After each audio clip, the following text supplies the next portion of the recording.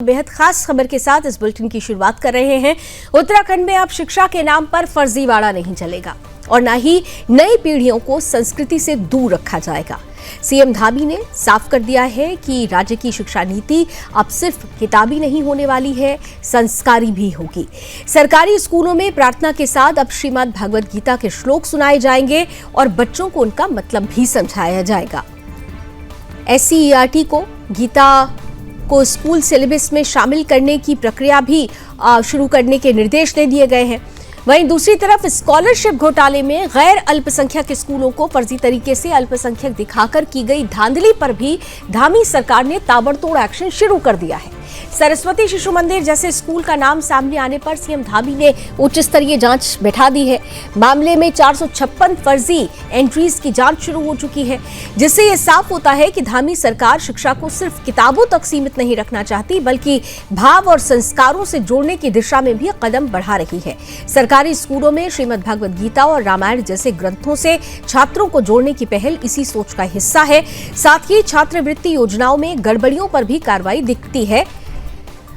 गड़बड़ियों पर कार्रवाई शुरू हो चुकी है, दिखाई दे रही है। सरकार साफ सुथरा सिस्टम चाहती है और इसीलिए ताबड़तोड़ कार्रवाइयां भी शुरू की गई है। इन दोनों फैसलों को लेकर मदरसा शिक्षा परिषद के चेयरमैन मुफ्ती शमून कासमी ने भी इनका समर्थन किया है। उन्होंने कहा कि शिक्षा में संतुलन जरूरी है और जो भी गड़बड़ी कर रहा है उस पर कार्रवाई जरूर होनी चाहिए।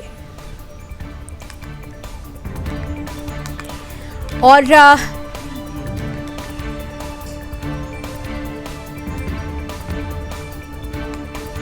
तो साफ तौर पर जाहिर है कि सरकार किसी भी तरीके की गड़बड़ी नहीं चाहती, सरकार किसी भी तरीके का भ्रष्टाचार नहीं चाहती और धामी सरकार इसीलिए लगातार जो स्कॉलरशिप में गड़बड़ी पाई गई है, अनियमितता पाई गई है, उसे लेकर ठोस कार्रवाई करती हुई नजर आ रही है। इधर साथ ही साथ नई पीढ़ी को संस्कृति संस्कार से जोड़ा जाए, इसे लेकर भी हर स्कूल में अब गीता के पाठ गूंजेंगे, क्योंकि स्कूल प्रेयर में गीता का पाठ होगा।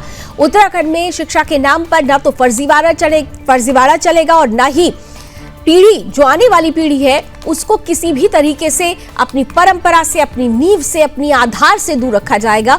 सीएम धामी साफ कह रहे हैं कि राज्य की शिक्षा नीति सिर्फ किताबी नहीं होनी चाहिए, उसमें संस्कार का समावेश भी होना चाहिए, क्योंकि जब बच्चे संस्कारी होंगे तो फिर समाज भी संस्कारी होगा, राष्ट्र भी संस्कारी होगा। और यही वजह है कि शिक्षा के साथ भगवद गीता को जोड़ देना एक महत्वपूर्ण पहल माना जा रहा है। सरकारी स्कूलों में प्रार्थना के साथ अब श्रीमद् भगवद गीता के श्लोक सुनाए जाएंगे, बच्चों को उनका मतलब भी समझाया जाएगा। गीता को स्कूल सिलेबस में शामिल करने की प्रक्रिया की अब शुरुआत भी हो चुकी है, इसके लिए अब रोड मैप तैयार होने लगा है। वहीं दूसरी तरफ हमने आपको खबर दिखाई थी कि किस तरीके से छात्रवृत्ति, मदरसों में छात्रवृत्ति घोटाला सामने आया है। कई ऐसे फर्जी एंट्रीज हैं जो साफ तौर पर अनियमितता को दर्शाती है। स्कॉलरशिप घोटाले में जो गैर अल्पसंख्यक स्कूल हैं, उनको फर्जी तरीके से अल्पसंख्यक दिखाकर धांधली की खबर आई थी, जिस पर भी धामी सरकार ने ताबड़तोड़ एक्शन शुरू कर दिया है।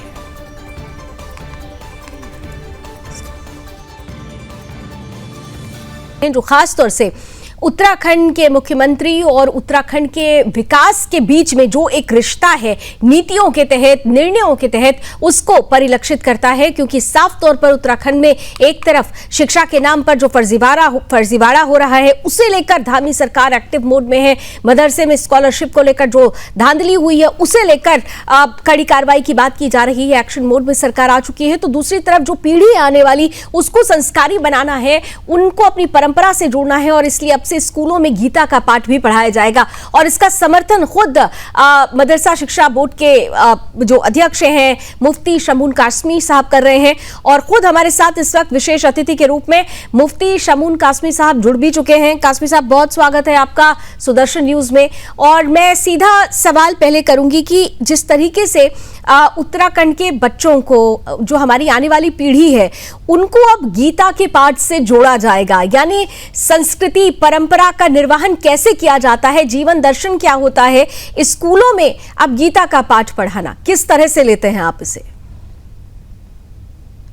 देखिए, मैं सबसे पहले अपने उत्तराखंड के यशस्वी विकास पुरुष मुख्यमंत्री श्री पुष्कर सिंह धामी जी का आभार भी प्रकट करता हूं और उन्हें साधुवाद भी देता हूं कि उन्होंने जन कल्याण के साथ साथ जो तमाम एक देश श्रेष्ठ देश को आगे रखते हुए मर्यादा पुरुषोत्तम श्री राम की जीवनी रामायण और श्रीमद् भागवत भगवान श्री कृष्ण के उपदेश जो विद्यालयों के अंदर असेंबलीज के अंदर लागू करने का जो फैसला किया है, मैं उनका अभिनंदन करता हूं, स्वागत करता हूं। और विशेषकर भारत के लोगों को और उत्तराखंड के लोगों को मैं बधाई देते हुए विशेषकर मुसलमानों से कहना चाहता हूं कि आप इसे समझिए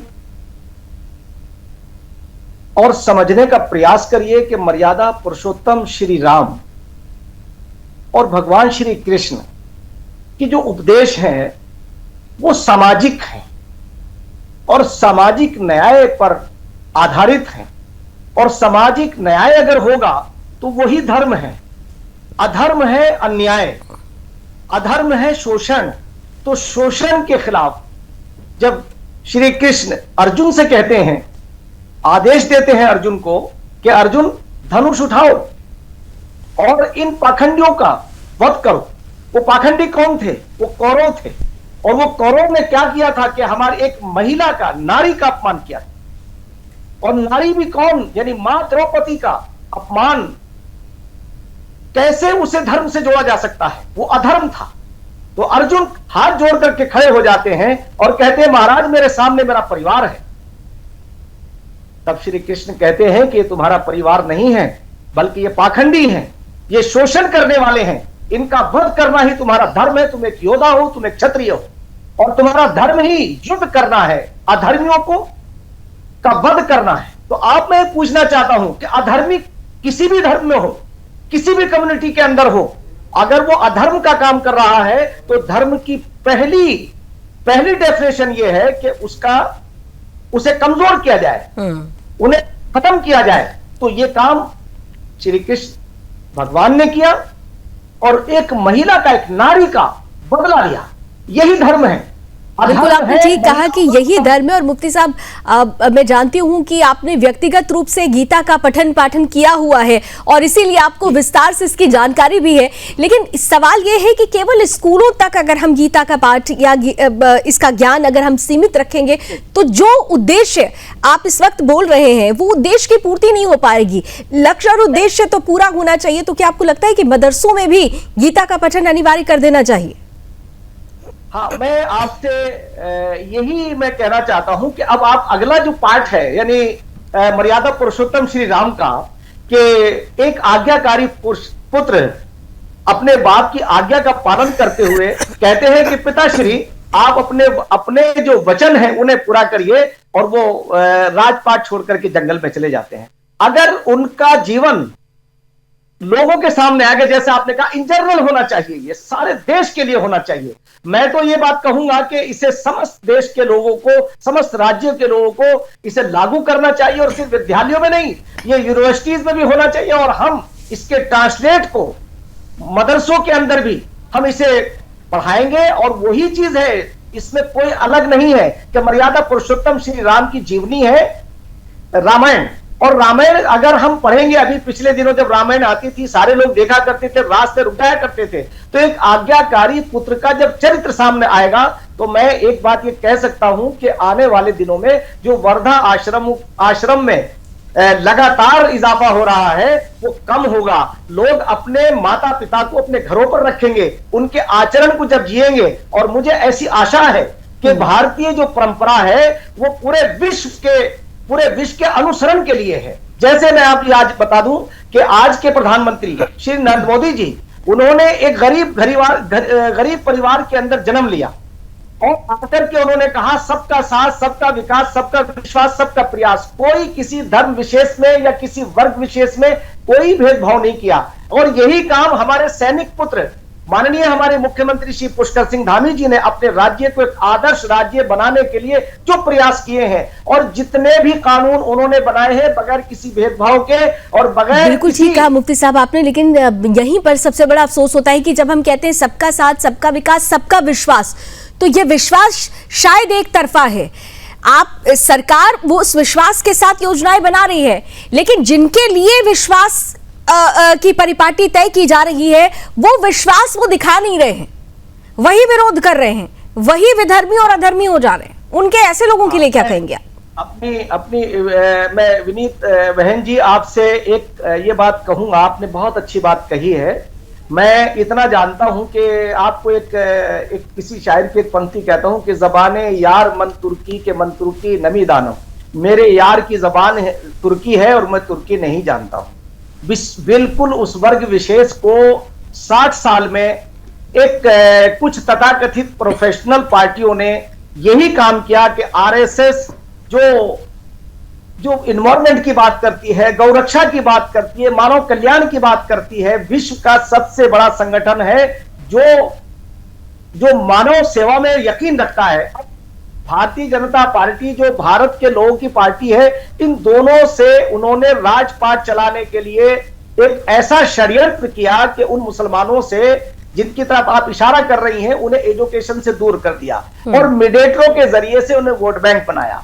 आज की सरकार अपने चरित्र से उन्हें अपने करीब ला रही है। अगर आप देखेंगे तो ये जो आपने कहा, मुझे आशा है, और आशा नहीं मुझे यकीन है कि आने वाले दिनों में ये चरित्र बदलेगा। और मदरसों में हमने इसीलिए मदरसों को मेन स्ट्रीम से जोड़ने के लिए माननीय मुख्यमंत्री श्री पुष्कर सिंह धामी जी के नेतृत्व में हमने एनसीईआरटी को इसीलिए लागू किया। और अब हम अगला हिस्सा अपने मैंडेटरी नहीं बल्कि हम एक प्रेरित करेंगे। बच्चों को संस्कृत भी हम पढ़ाने जा रहे हैं और ये उनके ऊपर हम थोपेंगे नहीं बल्कि उन्हें प्रेरित करेंगे। और आधुनिक एजुकेशन देना ये हर भारत के बच्चे का फर्ज है। बिल्कुल, ये हर भारत के बच्चे का अधिकार है, ये उसका मौलिक अधिकार है कि वो आधुनिक शिक्षा के साथ साथ अपनी परंपरा से जुड़ी हुई चीजों को भी जाने समझे। लेकिन यहाँ मुफ्ती साहब चुनौतियां बहुत है। देखिए, आपने कहा कि ये जिम्मेदारी हर सरकार की, हर पार्टी की है, लेकिन जिम्मेदारी किनके प्रति है? जिनके प्रति है उन्हें भी समझना होगा। ये भारतीय मुसलमानों को समझना होगा, क्योंकि भारतीय मुसलमान उन घुसपैठियों के लिए खड़ा हो जाता है जो उनके ही अधिकारों पर हकमारी करते हैं। तो ऐसे में तो चुनौती आपके सामने है कि आप किनको समझाने की बात कर रहे हैं? उन घुसपैठियों को जिन्होंने उत्तराखंड की अस्मिता पर भी प्रहार कर रखा है, उनके लिए क्या कहेंगे आप? हाँ, बिल्कुल, आपने बहुत अच्छी बात कही। मैं इसीलिए हमारे सामने चैलेंज है, मगर वो चैलेंज को हमने जिस तरह से आपने देखा कि पिछले दिनों लोगों ने एक इशू बनाने की कोशिश की कि अवैध मदरसों पर कार्रवाई को कहा कि मदरसे बंद किए जा रहे हैं। हमने बड़ी दृढ़ता के साथ अपने माननीय मुख्यमंत्री श्री पुष्कर सिंह धामी जी के मैसेज को पहुंचाया कि किसी भी वैध पर कोई कार्रवाई नहीं है, अवैध पर कार्रवाई है। उसका पूरे देश ने अनुसरण किया। आज मैं आपसे के बीच में ये बात कहना चाह रहा हूं कि उत्तराखंड राज्य ये एक ऐसा राज्य है जो मैं समझता हूं कि ईश्वर ने बड़ी कृपा हमारे ऊपर की है और हर चीज जो है वो उत्तराखंड की एक मिसाली है। और उस मिसाल को कायम करने के लिए हमारे माननीय मुख्यमंत्री पुष्कर सिंह धामी जी ने एक सबसे बड़ा काम किया, धर्मांतरण का। जबरन धर्मांतरण के ऊपर कानून लेकर आए, नकल विरोधी कानून लेकर के आए। उसके बाद जो कीमती जमीनों पर कब्जा कर लेते थे उसके खिलाफ वो कानून लेकर के आए, और कानून ही लेकर नहीं आए, उन्होंने उनके ऊपर कार्रवाई भी की। नंबर 4 पे यूसीसी यक्सा सिविल कोड, जिसे लोग ये कहते थे कि मुसलमानों के खिलाफ है, ये किसी भी वर्ग के खिलाफ नहीं है, किसी धर्म के खिलाफ नहीं है, बल्कि ये सिमिलरिटी लाएगा, समानता लाएगा, असमानता को खत्म करेगा। और ये बात भली भांति मुसलमानों में हम पहुंचा रहे हैं, आपके माध्यम से पहुंचा रहे हैं। अब आज मैं समझता हूं कि सुदर्शन जैसा चैनल जिसे बहुत लोग देखते हैं, मैं ये आशा करता हूं कि आपके चैनल के जरिए से जब ये हमारी गुफ्तगू जाएगी तो वो उसका एक पॉजिटिव मैसेज पहुंचेगा कि उत्तराखंड की सरकार और उत्तराखंड के मुख्यमंत्री माननीय प्रधानमंत्री श्री नरेंद्र मोदी जी के मिशन को आगे बढ़ा रहे हैं। और एक देश श्रेष्ठ देश का जो फलसफा है, जो फिलॉसफी है हमारे माननीय प्रधानमंत्री श्री नरेंद्र मोदी जी की। और ये आप ये देखिएगा कि मोदी जी के बारे में जब बात करता हूं तो वो किसी राजघराने में पैदा नहीं हुए। बिल्कुल, मैं ये कहता हूं कि ये ईश्वर की देन है और ईश्वर ये चाहता है जिससे काम लेना चाहता है। मैं कुरान का एक सेंटेंस सिर्फ कोट करना चाहता हूं, तो इज्जु मन तशा वो तो जिल्लु मन तशा। बहुत लंबी आयत है, उसका अर्थ यह है कि हम जिसे चाहते हैं उसे इज्जत देते हैं, और हुकूमत इज्जत है। हुकूमत अगर किसी को अपना उत्तराधिकारी बनाते हैं, हुकूमत तो ईश्वर की है, हाँ, लेकिन काश्मीर से आपने बहुत अच्छी बात कही, आपने आयत पढ़ी और आपने कहा कि जिसकी हुकूमत हो उसको इज्जत देनी चाहिए क्योंकि वो जनादेश से हुकूमत बनती है। लेकिन यहाँ पर तो साफ तौर पर जब आपने एक भारत श्रेष्ठ भारत की बात की तो हम एक देश एक कानून की भी बात करते हैं। यही कुछ ऐसी आयतें हैं जो इसका विरोध कर देती हैं और ये कहा जाता है कि शरिया को ऊपर कर देते हैं, संविधान को पीछे कर देते हैं। तो ऐसे में जो बातें आप कह रहे हैं वो बातें चरितार्थ होती हुई नजर नहीं आती है क्योंकि चुनौती हो जाती है। संविधान से ऊपर शरिया रख दिया जाता है कई बार, बल्कि हम कहेंगे कि बार बार ऐसी तस्वीरें सामने आती हैं। ऐसे लोगों के लिए फिर आप क्या कहेंगे?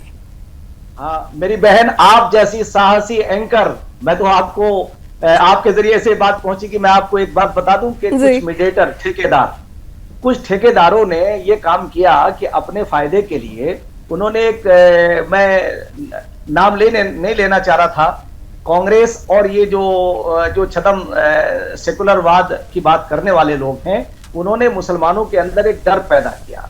अब मैं आप उनसे पूछना चाहता हूं कि जो लोग एनवायरमेंट की बात करते हों, जो पशु पक्षियों की बात करते हों, पहाड़ की हिफाजत की बात करते हों, गंगा की पवित्रता की बात करते हों, वो किसी का वध करेंगे क्या? किसी को नुकसान पहुंचाएंगे क्या? और वसुधैव कुटुंबकम की भावना को लेकर के जो चल रहे हों, सर्वजन हिताय सर्वजन सुखाय की बात करने वाले हों, हमारी नीति सर्वजन हिताय सर्वजन सुखाय की है, तो बस भोले भाले लोगों को एजुकेशन से काटा था। मैं समझता हूं कि जो लोग ये कहते हैं अगर देश सर्वोपरि नहीं है तो आप कहां होगा धर्म और कहां होंगे धर्माचार्य।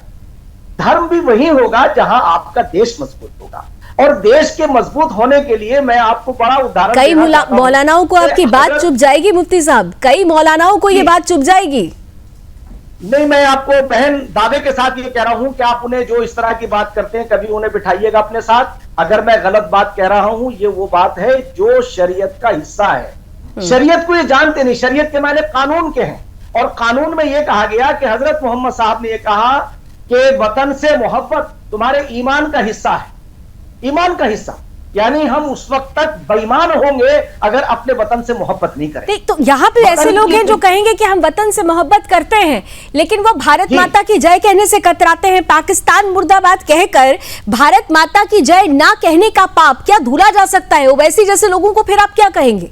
वो कहते हैं कि हम वतन के हैं, पाकिस्तान मुर्दाबाद बोलेंगे, लेकिन भारत माता की जय नहीं बोलेंगे। तो फिर ऐसे लोगों को क्या कहेंगे आप? लोगों की नादानियां देखिए कि या तो ये जानबूझ कर कैसा कर रहे हैं। कितनी एक खूबसूरत सी बात आपने देखी कही, भारत माता की जय और हिंदुस्तान जिंदाबाद दोनों एक है।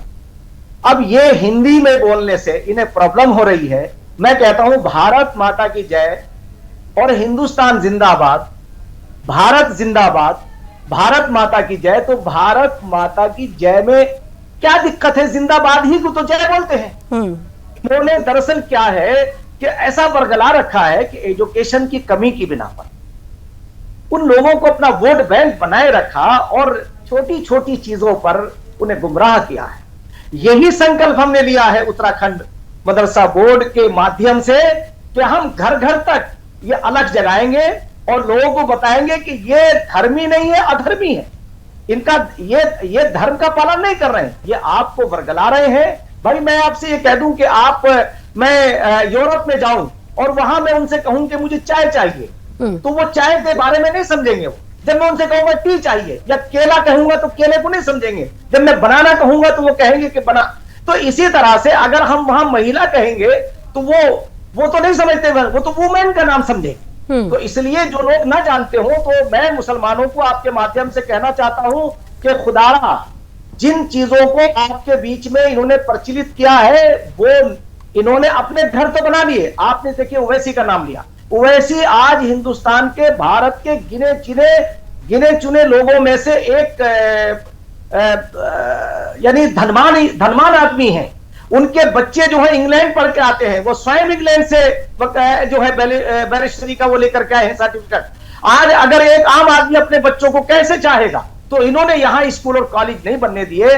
आप 60 साल के दौर में कांग्रेस के देखिए, जिसके ये लोग मीडिएटर थे, डायरेक्ट इनडायरेक्ट में उन्होंने स्कूल और कॉलेज नहीं बनाए। इतने शहर नहीं है जितने दंगे होते थे। आज पूरा भारत दंगा मुक्त है और तेजी के साथ मुस्लिम भी मेन स्ट्रीम से जुड़ रहा है। बिल्कुल। 50 से ज्यादा बच्चे यूपीएससी क्लियर कर रहे हैं। अभी आपने देखा कि मदरसों की बैकग्राउंड के बच्चे नीट को उन्होंने क्लियर किया है। वो जब राष्ट्र के लेकिन क्या आपको लगता है कि उन्हीं मदरसों में कुछ घुसपैठिए भी आ चुके हैं जिनकी वजह से मदरसों की जो साख है उस पर भी सवाल खड़ा हो रहा है? खुद मदरसा बोर्ड की साख सवालों में आ गई। अगर 400 से ज्यादा एंट्रीज फर्जी पाई जाती हैं तो फिर ये बड़ा सवाल जो खड़ा होता है, हालांकि एक्शन भी शुरू हो चुका है। हाँ, देखिए, एक चीज यही है कि इसीलिए हमारा जो कानून इसीलिए बनाया जाता है कि अगर कोई गड़बड़ करेगा तो उसे सजा दी जाएगी। और हमारे माननीय मुख्यमंत्री श्री पुष्कर सिंह धामी जी, एक तो सबसे बड़ी बात यह है कि जीरो टॉलरेंस पर उनका कार्य है। प्रदेश को उन्होंने शिखर पर पहुंचाया है, पूरा देश उसका अनुसरण कर रहा है। और सारे लोग, अभी माननीय प्रधानमंत्री जी और माननीय गृह मंत्री जी ने जब उनके हमारे उसमें सेंटर में तारीफ होती है तो हम भी बहुत प्रफुल्लित होते हैं कि हम जिस स्टेट में हम सेवाएं दे रहे हैं, जो स्टेट हमारा जो है सबके अनुसरण करने के लायक हो रहा है, तो हमारे लिए गौरव की बात है कि अभी हमारा जो प्रदेश है वो योग नीति लागू करके एक योग राज्य भी बनेगा। और बिल्कुल, एक बहुत खूबसूरत तस्वीर, और कहा भी है प्रधानमंत्री के आने वाला दशक उत्तराखंड का होगा। बहुत बहुत धन्यवाद मुफ्ती शमून कासमी साहब, मुझे समय इतनी ही अनुमति देता है, लेकिन आपने जो भी बात रखी अपने मन की बात, स्पष्ट रूप से ये तय हो चुका है कि न केवल आने वाली पीढ़ी को गीता ज्ञान, बल्कि अब तो मुफ्ती शमून कासमी जो कि मदरसा परिषद के चेयरमैन भी हैं, मदरसा शिक्षा बोर्ड के चेयरमैन भी है, वो भी कह रहे हैं कि मदरसों में भी बहुत जल्दी गीता पढ़ाई जाएगी। और साफ तौर पर मदरसा स्कॉलरशिप में जो घोटाला हो रहा है, जो भी घोटालेबाज है, जो भी घुसपैठिए हैं, उन्हें किसी भी हाल में बख्शा नहीं जाएगा।